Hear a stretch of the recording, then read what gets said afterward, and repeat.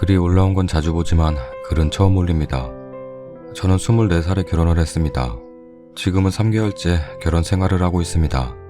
결혼도 힘들겠지만 결혼해서도 역시 더 힘든 결혼 생활입니다. 결혼 전부터 시아버님과 갈등이 심했고 결혼을 반대하신 분도 시아버님이셨습니다. 이유는 모르겠습니다. 다만 그냥 제가 마음에 안 든다고 하셨습니다.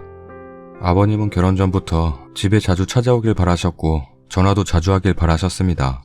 그리고 제가 오빠에게 보낸 편지를 보고 야단도 치셨습니다. 왜 편지에다 반말을 하냐? 김치는 할 줄 아냐? 다림질은 할 줄 아냐?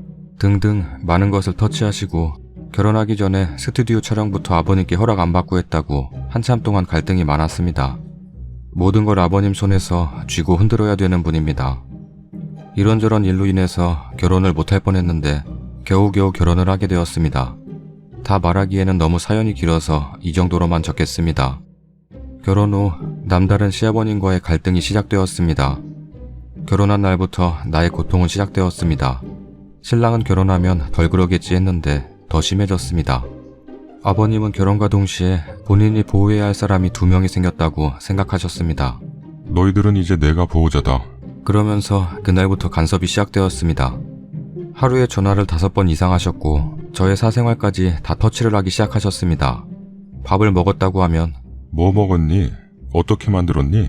전화를 늦게 받으면 소리를 지르시고 마트는 왜 갔어?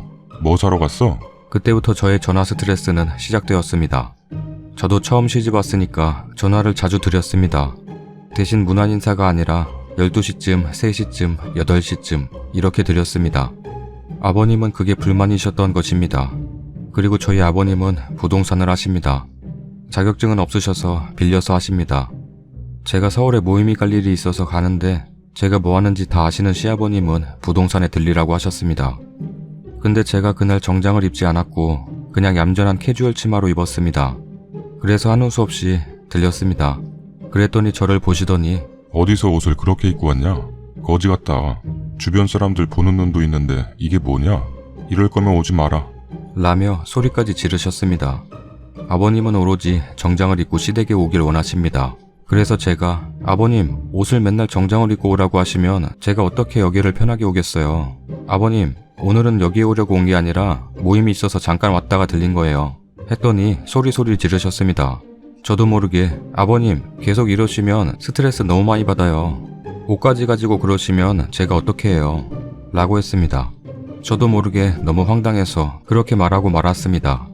제 실수이긴 하지만 시댁 올 때마다 정장 입고 며느리 옷차림까지 다 간섭하는 게 너무 불편했습니다. 그리고 그 다음날 제가 아침에 전화드렸더니 그동안 불만을 다 말하셨습니다. 옷차림부터 시작하셔서 너 왜 아침에 문안 인사 제대로 안 하니? 아침 저녁으로는 기본으로 해야 하는 거 아니니? 저는 문안 인사라기보다는 낮에 저녁에 이렇게 시간 날 때 전화를 드렸습니다. 저보고 너는 이뻐하려고 해도 이뻐할 수가 없다. 왜 이렇게 미운 짓만 하냐? 아침 저녁으로 해야지 뭐 하는 거냐? 그렇게 말하시고 전화를 끊었습니다. 그래서 아침 저녁으로 전화를 드렸습니다. 옷차림도 더 신경 쓰고 시댁에 갔습니다. 그래도 시부모님이니 맞추어 드려야 한다고 생각을 해서입니다. 그런데 날이 갈수록 아버님의 집착이 심해지셨습니다. 아침 저녁으로 전화 오는 걸 기다리시고 전화가 시간보다 조금 늦으면 화를 내시고 소리 지르시고 저한테 전화를 걸어서 전화하는 걸 까먹었냐? 라고 하십니다. 저녁에 전화했을 때 시어머니가 전화를 2번 받은 적이 있었습니다. 그래서 저는 전화했다고 생각하고 전화를 다시 안 드렸습니다. 저희 아버님은 어머니를 엄청 무시합니다. 어머니가 전화 받은 건 전화로 취급도 안 하시고 제가 어머니한테 말씀드린 건 안 들은 걸로 생각하십니다. 시어머니의 존재는 거의 없을 정도가 되어버렸습니다. 저녁에 전화를 한 날 저녁 6시에 전화를 드렸습니다. 어머니가 받으셔서 그날은 어머니랑만 통화를 하고 전화를 끊었습니다. 그 다음날 아침 아버님은 엄청 화가 나 있었습니다. 너 어제 왜 전화 안 했어? 어제 어머니한테 전화 드렸다고 했더니 이게 어디서 잔머리 굴리냐? 내가 시골 사람인 줄 알아? 이게 어디서 그런 잔머리를 굴려? 라고 소리 지르고 하셨습니다. 저는 너무 황당했습니다. 이런 일이 한두 번이 아닙니다. 그 다음부터 저는 조마조마하는 병이 생겼습니다. 아버님 전화 받으셨을 때 목소리 듣고 안 좋으면 조마조마하고 전화하기 전에는 전화기 앞에서 왔다 갔다 하고 전화하는 게 고통이었습니다. 전화 벨소리만 들으면 깜짝깜짝 놀랐습니다. 그날부터 두통약을 먹고 살았고 전화 소리만 들어도 놀랍니다. 그래도 시아버님이니까 비율을 맞추려 드리려고 노력했는데 날이 갈수록 심해지셨습니다. 그리고 지금처럼 갈등이 생긴 일이 생겼습니다. 아버님은 공인중개사 자격증이 없으십니다. 지금까지 없어서 빌려서 사용하셨습니다. 근데 지금까지 그렇게 하시다가 갑자기 며느리가 들어오니까 너 공인중개사 따라. 하면서 그걸로 괴롭히기 시작하셨습니다. 갑자기 저는 당황을 했고 저는 공인중개사에 관심이 없다고 여러 번 말씀드리고 안 하겠다고 했습니다. 처음부터 아버님이 부탁하듯이 말하신 게 아니라 말을 돌려서 본인 재산을 지키려면 자식이 똑똑해야 한다. 부모 재산 망해먹는 사람이 얼마나 많은지 아냐? 라고 하시면서 다른 소리만 잔뜩 하면서 따라고 하셨습니다. 제가 끝까지 안 한다고 하니까 소리를 지르시면서 따서 나 주라고. 하면서 소리를 지르셨습니다. 사실 해드릴 수도 있었지만 갈수록 오기가 생겼습니다. 우리 시아버님 스타일은 제가 떨어지면 그걸 가지고 평생 들들 볶을 스타일이기 때문에 차라리 아예 안 한다고 한 것입니다. 그동안 너무 속상해서 신랑에게 말했습니다. 전화고통도 너무 심하고 도대체 내가 당신한테 시집을 왔는지 아버님한테 시집을 왔는지 도저히 모르겠다고. 사생활이 전혀 없다고. 누가 내 신랑이냐고. 왜 나한테 그러냐고. 3달이 다 되어가는데 하루도 행복한 날이 없었다고. 맨날 울기만 하고 혼나고. 그랬더니 신랑이 아버님께 그 다음날 전화를 했나 봅니다.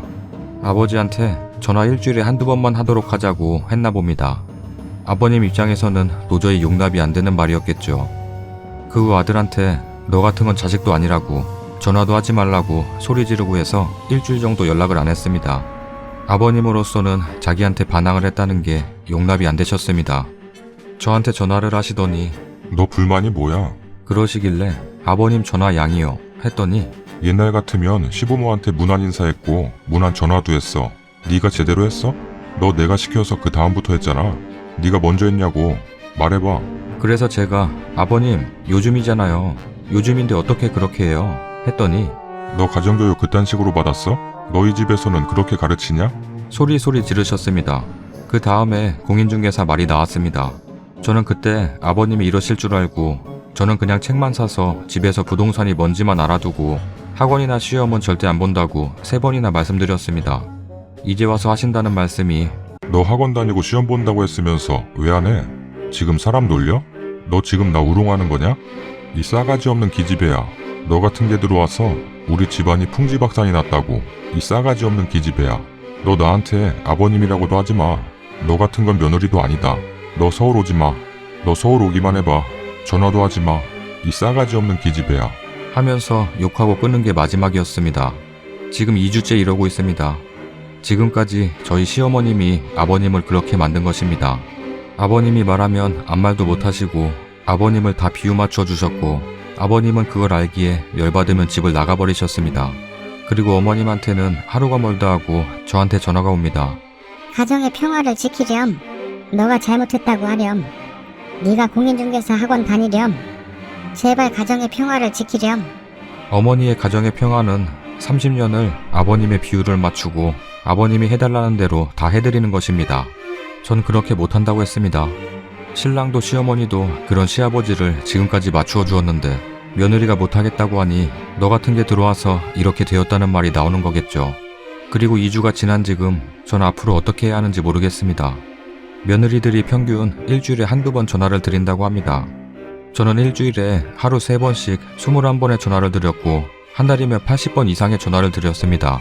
적은 양은 절대 아니잖아요. 다른 며느리들이 2달 동안 전화하는 양을 저는 일주일 동안 했습니다. 일주일에 2번 전화해도 이쁨을 받는 며느리가 많은 반면 저는 그렇게 전화를 해도 아버님의 불만은 끝이 없었습니다. 잘한 것은 전혀 안 보시고 오로지 전화 시간이나 내용 같은 걸로 트집만 잡으셨습니다. 남보다 훨씬 전화를 많이 해도 혼만 납니다. 나쁜 며느리라는 말만 듣습니다. 그리고 시아버지랑 무슨 통화할 내용이 그렇게 많겠어요. 아버님의 욕심은 끝이 없습니다. 어차피 이렇게 된 거, 잘해도 욕먹고 잘못해도 욕먹는 거, 제가 시어머니처럼 살아야지만 집안이 조용할 텐데 그건 못하겠습니다. 전 요즘 사람입니다. 제가 어떻게 그렇게 살아요. 그리고 며느리한테 그렇게 욕하는 시아버지가 요즘도 많이 있겠습니까?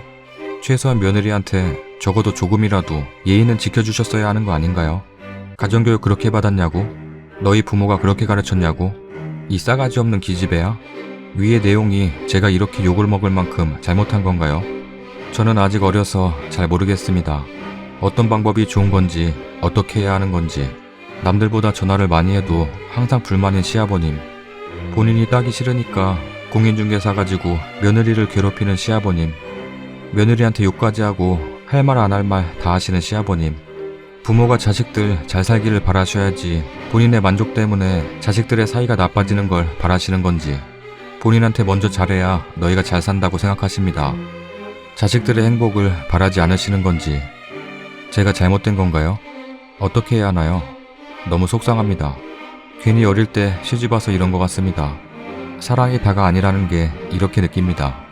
신랑과 시어머니는 성격이 비슷합니다. 온순합니다. 그래서 아버님은 본인이 최고라고 생각하십니다. 근데 며느리라는 게 들어와서 자기 아내와 아들처럼 이제 못하겠다니까 용서가 안 되시나 봅니다. 제가 어떻게 해야 하는지 말 좀 해주세요. 요즘에 며느리들이 그렇게 전화를 많이 하는지도요. 여러분도 시집와서 무난전화 드렸어요? 시아버지가 시키는 대로 하시나요? 너무 답답합니다. 지금까지 너무 길게 쓴 저의 글을 읽어주셔서 감사합니다. 더 할 말이 많지만 이 정도로만 줄입니다. 추가 글입니다. 아랫분이 물어보셔서 다시 올립니다. 참고로 저는 혼수를 적게 온 편도 아닙니다. 남들이 집에 와서 볼 때 혼수 잘해왔다라는 말을 합니다. 그거 가지고는 시댁에서 아무 말씀 안 하십니다. 신랑은 대졸이고 저는 전문대졸입니다. 임신해서 결혼한 것도 아닙니다. 시아버님은 58세시고 시어머니는 52이십니다. 시아버님도 아직 젊으시죠? 본인은 오래 못 사실까봐 맨날 약도 엄청 드시고 정기검진도 자주 받으십니다. 댓글입니다. 잘해도 싸가지 없는 년이라고 욕먹고 공부도 며느리 좋으라고 하는 게 아니라 당신 좋으라고 시키는 겁니다.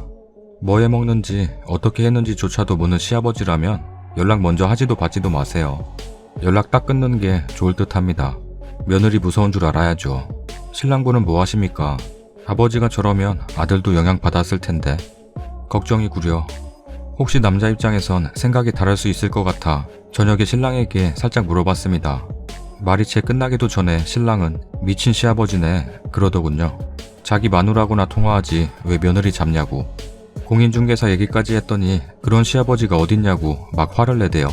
하루에 3번, 일주일에 21번 며느리랑 사귀려고 하냐고까지 하더군요. 신랑분과 이야기 잘 해보세요.